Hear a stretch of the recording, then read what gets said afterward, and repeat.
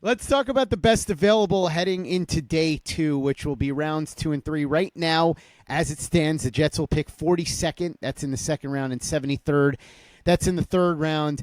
I'll tell you one player that is at the top of my list with a bullet, and he's at the top of most best available lists if you look around, and that's Nick Manowari, the safety from South Carolina. And my friend Kayla Pace and I were talking about this because she's a proud South Carolina alum. And I said to her, Manowari's still on the board. Will he make it to day 2? And then when he did, we both said, fingers crossed, Manowari on day 2. Listen, I know the Jets need pass catchers, and certainly that's a possibility, and we'll get into that in a second because there are a lot of tight ends and wide receivers that are available. However, Manowari is so good that I feel like if he gets to 42, they just shouldn't pass him up. He's the type of player that Aaron Glenn could turn into one of the best safeties in the NFL, just like he did with Kirby Joseph and Brian Branch in Detroit. So if he's there at 42, that would be the guy that I would take. But if not, here are some other names that you should keep an eye on. Will Johnson, the cornerback from Michigan. I have a feeling that the shoulder is probably in worse shape than people realize. I don't know that he's necessarily an option for the Jets because they're pretty well stacked at corner, but maybe they think he's too good to pass up. I tweeted about this, and then I muted the responses because I knew it was going to get crazy. Shedeur Sanders is still on the board. If he's there at 42, considering what we know about Justin Fields, I know they just gave him a 2-year contract, but the odds of him succeeding, not the greatest. You hope he does, but you know that it's more or less just a shot in the dark. With Shedeur Sanders, now that he's in the second round, does it become like the Geno Smith situation back in the 2013 draft when the Jets decided, okay, he's there at 38, we'll take him? I'm not so sure that's the direction they go in, but I do think it's a conversation they should at least have. Mike Green, one of the most explosive pass rushers in the draft, still on the board. We know the reason why. He's got 2 pending sexual assault cases against him, so the character concerns are off the charts.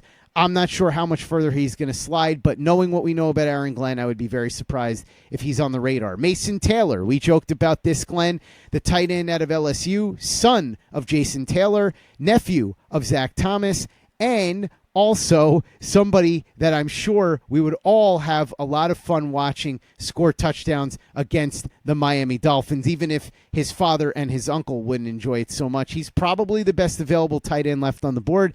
He's certainly in play, you would think, at number 42. Donovan, and I can't even say his last name, so I'm not going to try, the edge rusher out of Boston College. If the Jets were thinking about an edge rusher at number 7 and went with Membu instead, maybe he's an option there for the Jets in the second round. Travion Henderson, the running back out of Ohio State. I'd be surprised if the Jets did that unless they trade Breece Hall. Luther Burden, very interesting player here. He's a first-round talent. I don't think anybody disagrees with that, but a lot of character concerns with him, a lot of off-the-field stuff you hear about. He slid. Maybe he continues to slide, or maybe the Jets grab him. I do think, though, if the reports are true that he has work ethic issues and that there's questions about his commitment to football, he doesn't sound like he would be an Aaron Glenn type of player. Carson Schlesinger, linebacker out of UCLA. That's one where, Glenn, we've talked about this. If the Jets have decided they might trade Quincy Williams because they're not going to pay him, maybe they grab his replacement there. Schlesinger had an excellent season for UCLA, but he's a guy that is a bit of a one-year wonder, so you got to keep that in mind. Trey Amos, the corner out of Mississippi. Again, not so sure the Jets would go that route, but he is a very talented player. Landon Jackson, the edge out of Arkansas. Same thing that I said before about edge rushers with the Jets. They could certainly use help there, and so maybe they go in that direction. Benjamin Morrison, the corner out of Notre Dame, good player, but as we've said, I'm not so sure about a cornerback in that spot. Nick Scourton, the edge rusher out of Texas A&M, another really good one who's still on the board. A couple of wide receivers, Jaden Higgins and Jalen Knoll, the teammates out of Iowa State. Remember, the Jets just added somebody into their front office that came from Iowa State. He's got some intel, I'm sure, so maybe that's a player they add. Darian Porter, the cornerback out of Iowa State, another possibility. Maybe not in the second round, but maybe in the third or fourth, so keep an eye on that. Darius Alexander, really good interior defensive player. The only issue you have with him is that he's 25 years old. So is that somebody you want to take in the second round? But you look at his tape, and there's a lot to like there. Very dynamic player. JT Tuamolo, I think that's how you pronounce it, another edge rusher Trey Harris, the wide receiver out of Ole Miss, really big fan of his, bigger bodied guy, a transfer, so he's a little bit older. Got injured after 7 games, but was on pace for an outstanding season at Ole Miss. If you watch Jackson Dart's highlight tape, you will see a lot of Trey Harris. Elijah Arroyo, the tight end out of Miami. If they don't grab Mason Taylor, maybe it's Arroyo. Remember, Arroyo has had issues with his knee in the past, so there's questions medically. Maybe that causes him to slide. There are several other players. I'm not going to go through all of them, but Kyle Williams from Washington State, Glenn, you and I have talked about him. I thought his numbers might dip when Cam Ward transferred. Instead, he had the best season that he had in his college career.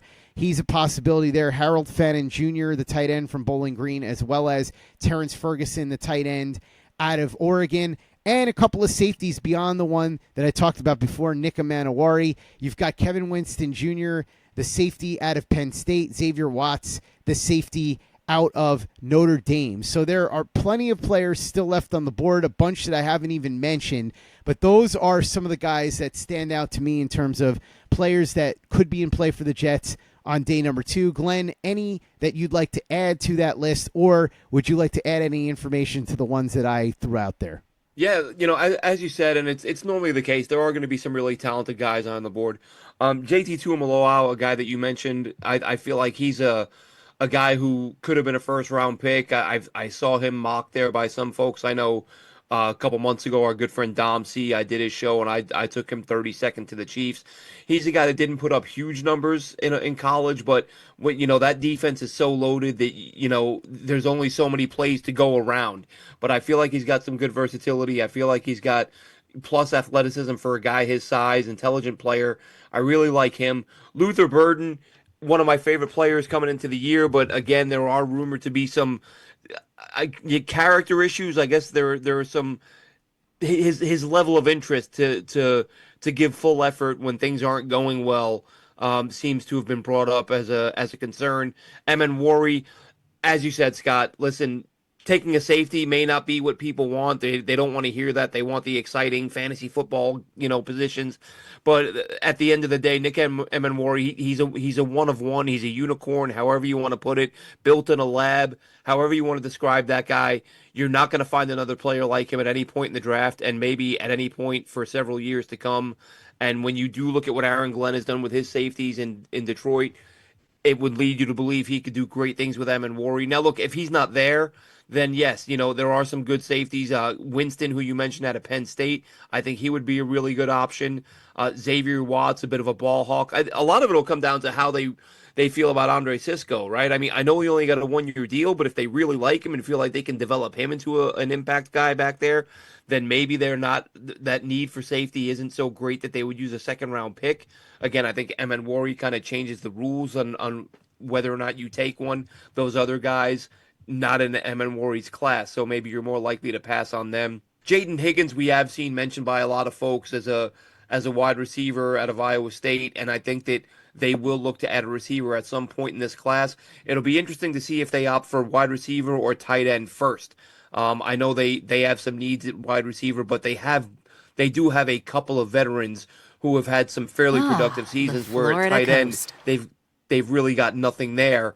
And Mason Taylor, as I've gone back and forth on him a couple times. On the one hand, I don't want to be, no Jets fan is a big Jason Taylor fan. But at the same time, it would be nice to have to see Jason Taylor watch his son make plays to beat the Dolphins. And same goes for Oronde Gadsden later on in the draft. I'd like to see one or two of those guys join this offense because Gadsden to me is somebody who can, he's a tight end, but he can line up outside. He can line up in the slot. Absolutely enormous target. So those are some of the guys that I'd be looking for. Another guy you mentioned, by the way, Landon Jackson, very good player, very good edge guy.